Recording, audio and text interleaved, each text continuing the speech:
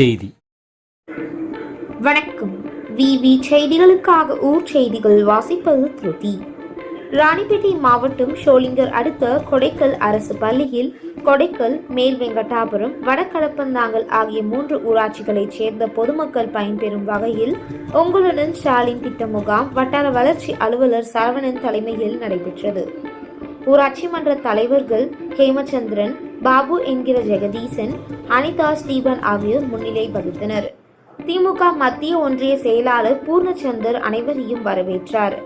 இந்த முகாமில் Sholinghur MLA AM Munirathinam அவர்கள் கலந்து கொண்டு முகாமை பார்வையிட்டார்.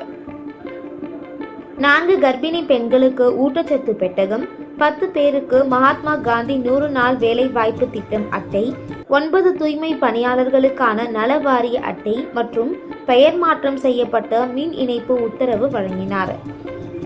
மேல் வெங்கடாபுரம் இளைஞர்கள் பயன்பெறும் வகையில் உடற்பயிற்சி கூடம், இளைஞர்கள், பள்ளி கல்லூரி மாணவ மாணவிகள் பயன்பெறும் வகையில் நூலகத்திற்கு புதிதாக புத்தகங்கள், பொதுமக்கள் பயன்படும் வகையில் வணிக வளாகம் கட்ட வேண்டும் எனவும்,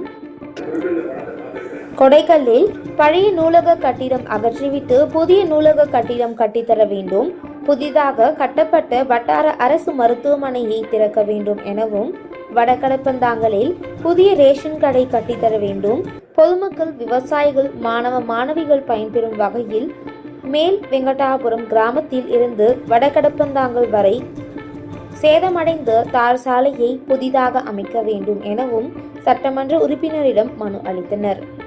அப்போது வட்டார ஒருங்கிணைப்பாளர் சாந்தகுமார், திமுக நிர்வாகிகள் சேகர், மணி, தங்கத்துரை உள்ளிட்ட பலர் உடனிருந்தனர்.